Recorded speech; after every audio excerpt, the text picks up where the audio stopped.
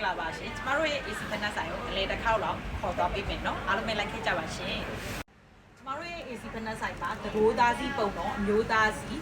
ကလစ်ပိတ်ကလေးတွေကာလာ29ရောက်ရရှိနိုင်ပါတယ်သရိုးသားနဲ့သရိုးသမီးအရင်မြင့်ချင်တဲ့သရိုးသားအကိုတွေပွဲတက်အကိုတွေအတွက်လည်းနှစ်လက်မဒုဒီဆိုင်မှာ in-stock ရရှိနိုင်ပါတယ်ရှင်ဝဲတက်မမတွေဝဲယူမယ်ညီမလေးတွေနဲ့အမှုအမကြီးတွေအတွက်လည်းသူများနဲ့မတူတမှုထူးခြားတဲ့ဒီဇိုင်းစံကလေးတွေကျမတို့ရဲ့ AC ဖက်နှက်ဆိုင်မှာ in-stock ရရှိနိုင်ပါတယ်ရှင်ရုပ်ရှင်နဲ့စိတ်နဲ့အလားစင်မှုကိုနှစ်သက်တဲ့သရိုးသမီးညီမလေးတွေအလူအမကြီးတွေအတွက်လည်း AC ဖက်နှက်ဆိုင်မှာရိုးရှင်းတဲ့စိတ်ဒီဇိုင်းကလေးတွေ customize စိတ်တက်ရွေးချယ်ပြီးတော့ဝယ်ယူအားပေးနိုင်ပါတယ်ရှင်မင်္ဂလာပွဲအရှိဆုံးမှာပန်းကျဲမဲ့ကလေးလေးတွေပဲဖြစ်ဖြစ်နားသမင်္ဂလာစီရင်ကျင်းပမယ်မိမိလေးတွေအတွက်ပဲဖြစ်ဖြစ် AC ကဒီလိုလှပတဲ့ဒီဇိုင်းဆန်းကလေးတွေနဲ့